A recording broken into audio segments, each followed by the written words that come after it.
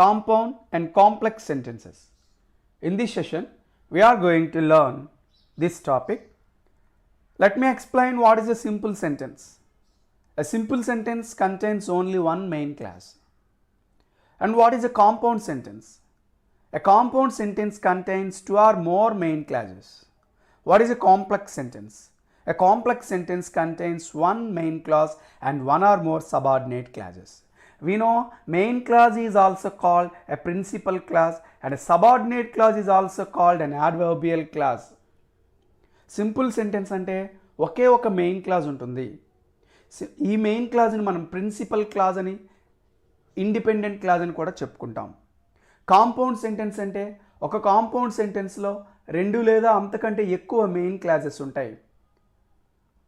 Complex sentence అంటే ఒక main clause మరియు ఒకటి కంటే ఎక్కువ సబార్డినేట్ క్లాజెస్ ఉంటాయి.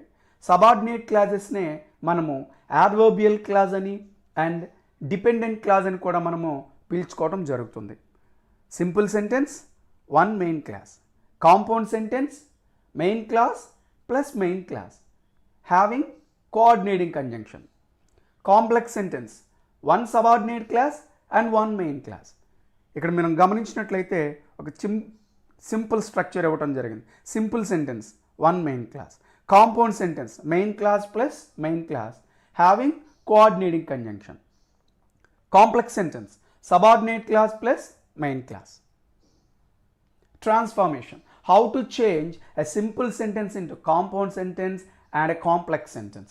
ఒక సింపుల్ సెంటెన్స్ని ఒక కాంపౌండ్ సెంటెన్స్లోకి లేదా కాంప్లెక్స్ సెంటెన్స్లోకి ఏ విధంగా చేంజ్ చేస్తాం. It is a very useful topic in general English grammar. General English గ్రామర్లో ఈ టాపిక్ చాలా ఉపయోగకరమైనది.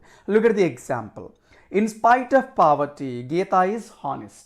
In spite of poverty, Geeta is honest. This sentence contains only one main clause. This sentence contains only one main clause. Geeta is honest is a main clause. We know there is a praise. What is the praise? In spite of poverty. Here we understand poverty is a phrase. ఇక్కడ poverty అనేది ఒక ఫ్రేజ్గా మనం భావిస్తాం. How to change into a compound sentence? ఒక simple సెంటెన్స్ని compound సెంటెన్స్లోకి change చేయాలి.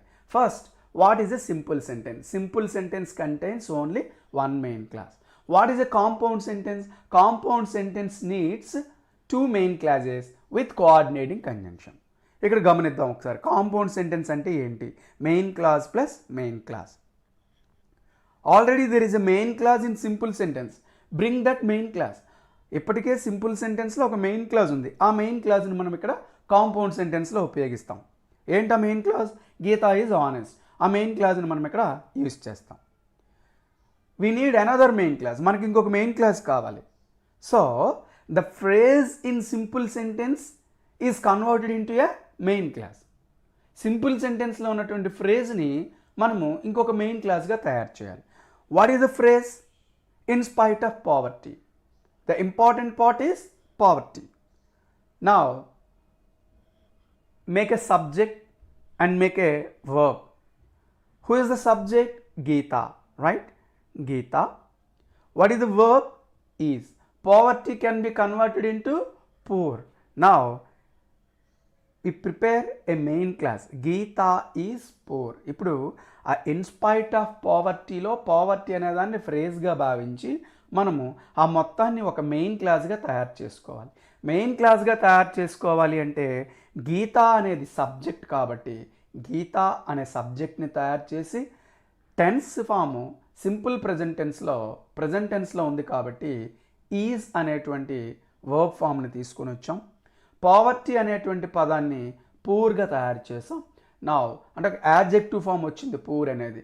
Gita is poor. ఇప్పుడు ఇది ఒక మెయిన్ క్లాజ్ అయ్యింది. ఆల్రెడీ మనకు ఒక మెయిన్ క్లాజ్ ఉంది. గీతా ఈజ్ హానెస్ట్ అనేటువంటి మెయిన్ క్లాజ్ ఉంది. ఇప్పుడు ఈ రెండు మెయిన్ క్లాజెస్ని ఆ ఇన్స్పైట్ ఆఫ్ అనేటువంటి పదానికి సరిపడేటువంటి కోఆర్డినేటింగ్ కంజంక్షన్ని తీసుకురావాలి. అర్థం ఏంటి? ఆమె పేదరికాన్ని అనుభవిస్తుంది, అయినప్పటికీ ఆమె నిజాయితీగా ఉంది అనాలి. So Geeta is poor, but she is honest. First clause ఏంటి? First main clause Geeta is poor, పూర్తి అర్థాన్ని ఇస్తుంది. ఆమె పేదరికాన్ని అనుభవిస్తుంది. బట్ కానీ షీ ఈజ్ ఆనెస్ట్, అయినప్పటికీ కానీ ఆమె నిజాయితీ పరురాలు. సో గీత ఈజ్ పూర్ అనేది ఒక main clause, she is honest అనేది ఒక మెయిన్ క్లాస్. ఇప్పుడు ఈ టూ మెయిన్ క్లాసెస్ని బట్ అనే కోఆర్డినేటింగ్ కంజంక్షన్తో జాయిన్ చేశాం కాబట్టి ఇది ఇప్పుడు మనకి కాంపౌండ్ సెంటెన్స్ అయింది. సింపుల్ సెంటెన్స్ని కాంపౌండ్ సెంటెన్స్లోకి చేంజ్ చేసే విధానం. సింపుల్ సెంటెన్స్ అనేది ఒక మెయిన్ క్లాజ్ని కలిగి ఉంటుంది. కాంపౌండ్ సెంటెన్స్ అంటే టూ మెయిన్ క్లాజెస్ కావాలి. ఆల్రెడీ సింపుల్ సెంటెన్స్లో ఉన్న ఒక మెయిన్ క్లాజ్ని ఇక్కడ మెయిన్ క్లాజ్గా ఉపయోగిస్తాం. సింపుల్ సెంటెన్స్లో ఉన్న ఫ్రేజ్ని ఇంకొక మెయిన్ క్లాజ్గా తయారు చేసి టూ మెయిన్ క్లాజెస్ని కోఆర్డినేటింగ్ కంజంక్షన్, ఆ మీనింగ్కి సరిపడేటువంటి కోఆర్డినేటింగ్ కంజంక్షన్తో జాయిన్ చేసి కాంపౌండ్ సెంటెన్స్గా మనము తయారు చేస్తాం. Okay,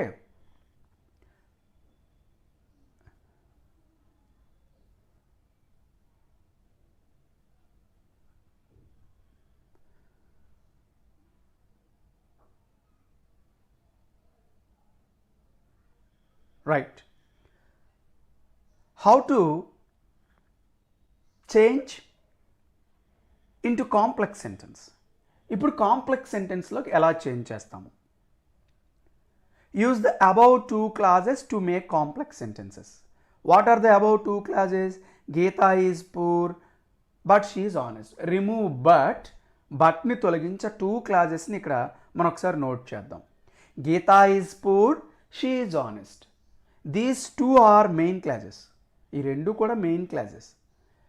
If you want to convert into a complex sentence, one main class is changed into a subordinate class. ఒక కాంపౌండ్ సెంటెన్స్ని కాంప్లెక్స్ సెంటెన్స్లోకి మార్చాలి అంటే కాంపౌండ్ సెంటెన్స్లో ఉన్నటువంటి టూ మెయిన్ క్లాజెస్లో ఒక మెయిన్ క్లాజ్ని సబార్డినేట్ క్లాజ్గా మారిస్తే అది కాంప్లెక్స్ సెంటెన్స్ అవుతుంది. Look at the first sentence.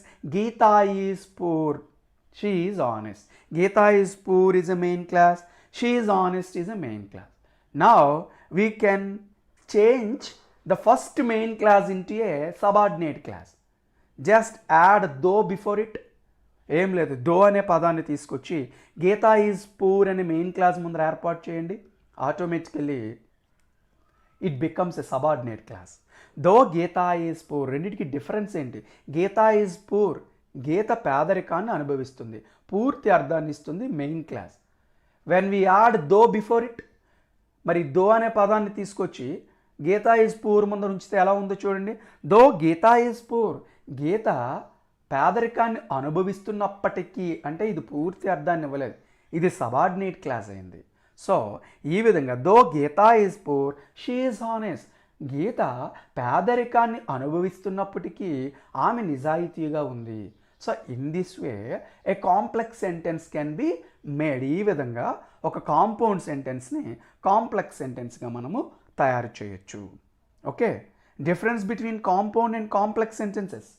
What is the difference between compound and complex sentences? ఈ రెండింటికి డిఫరెన్స్ ఏంటి? Observe it. Geeta is poor ఒక main clause, but she is honest. She is honest is a main class.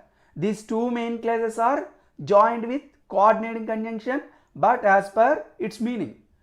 అర్థాన్ని అనుసరించి ఆ రెండు main clauses మధ్యన but అనే కోఆర్డినేటింగ్ కంజంక్షన్ ఉంచాం. ఇది compound sentence. What is a complex sentence? Though Geeta is poor, she is honest. ఆ Geeta is poor అనేటువంటి మెయిన్ క్లాస్ ముందర దో యాడ్ చేసాం, automatically it becomes a subordinate clause. అదే డిఫరెన్స్ ఇక్కడ. ఫస్ట్ సెంటెన్స్లో బట్ అనే కోఆర్డినేటింగ్ కంజంక్షన్ని జాయిన్ చేసి రెండు మెయిన్ క్లాసెస్కి కాంపౌండ్ సెంటెన్స్ చేసాం. బిలో సెంటెన్స్లో గీత ఈజ్ పూర్ అనే మెయిన్ క్లాస్ ముందర దో యూజ్ చేసి దాన్ని సబార్డినేట్ క్లాస్ చేసి యాజ్ ఇట్ ఈస్గా ఆ షీ ఈజ్ ఆనెస్ట్ అనేటువంటి మెయిన్ క్లాస్ని నోట్ చేసాం. ఇది కాంప్లెక్స్ సెంటెన్స్ అయింది. Look at the second sentence. ఓయింగ్ to illness kirtan was absent. There is only one main class. Kirtan was absent. So it is a simple sentence. What is the phrase? Illness is the phrase. Come, change it into compound sentence. Compound సెంటెన్స్లోకి change చేయాలి అంటే ఆ illness అనేటువంటి ఫ్రేజ్ని ఒక main క్లాస్గా చేయాలి. Subject ఏంటి? Keerthan, note చేసాం. టెన్స్ ఏంటి? వాజ్, నోట్ చేసాం. Illness becomes ill, Keerthan was ill. ఇప్పుడు అది ఒక మెయిన్ క్లాస్ అయిపోయింది చూడండి. కీర్తన్ వాజ్ ఇల్, కీర్తన్ జబ్బుపడి ఉన్నాడు కాబట్టి అని రావాలి కాబట్టి సో తీసుకొని వచ్చాం. Keerthan was ill so he was absent. Keerthan ప్లేస్లో హీ నోట్ చేస్తాం, యాజ్ టీజ్గా నోట్ చేస్తాం. Keerthan was ill so he was absent. ఇది కాంపౌండ్ సెంటెన్స్ అయింది. 2 మెయిన్ క్లాజెస్ని సో అనే కోఆర్డినేటింగ్ కంజంక్షన్తో జాయిన్ చేసాం. How to make into a complex sentence మనకు తెలుసు. ఆ మెయిన్ క్లాజ్ని యాజ్ టీజ్గా రాయండి. ఫస్ట్ మెయిన్ క్లాజ్ని కీర్తన్ వాజ్ ఇల్, కీర్తన్ జబ్బు పడి ఉన్నాడు. ఇప్పుడు దీన్ని సబార్డినేట్ క్లాస్ చేయాలి అంటే పూర్తి అర్థం రాకూడదు. జస్ట్ యాజ్ని మీనింగ్ని అనుసరించి యాజ్ని యాజ్ అనే పదాన్ని ముందర యాడ్ చేయండి. ఇది subordinating conjunction. As Keerthan was ill, Keerthan జబ్బుపడి ఉండటం వలన పూర్తి అర్థాన్ని ఇవ్వాల కాబట్టి ఇది సబార్డినేట్ క్లాస్ అయింది. ఆ రిమైనింగ్ మెయిన్ క్లాస్ని రాయండి. He was absent. As Keerthan was ill, he was absent. This is the way of making complex sentences. ఈ విధంగా కాంప్లెక్స్ సెంటెన్స్లో మనం చేంజ్ చేయాలి. Simple sentence into compound sentence. Simple సెంటెన్స్లో ఉన్న మెయిన్ క్లాజ్ని యాజ్ ఇట్ ఈజ్గా రాసి ఒక ఫ్రేజ్ని మెయిన్ క్లాజ్గా చేసి కాంపౌండ్ సెంటెన్స్ చేస్తాం. ఒకవేళ సింపుల్ సెంటెన్స్నే మనకి కాంప్లెక్స్ సెంటెన్స్గా చేయమంటే సింపుల్ సెంటెన్స్లో ఆల్రెడీ ఉన్న మెయిన్ క్లాజ్ని యాజ్ ఇట్ ఈజ్గా ఉంచి ఫ్రేజ్ని సబార్డినేట్ క్లాస్గా చేస్తాం. ఈ విధంగా సింపుల్ సెంటెన్స్ నుంచి కాంపౌండ్ సెంటెన్స్ అడిగినా, కాంపౌండ్ సెంటెన్స్ నుంచి కాంప్లెక్స్ సెంటెన్స్ అడిగినా ఈ విధంగా మనము తయారు చేయాలి. In session 2 I am providing table of phrases and conjunctions useful in this topic. A phrase వచ్చినప్పుడు ఏ కంజంక్షన్ రావాలి అనేది నెక్స్ట్ సెషన్లో మనం చూద్దాం. Please watch this video completely. Thank you very much.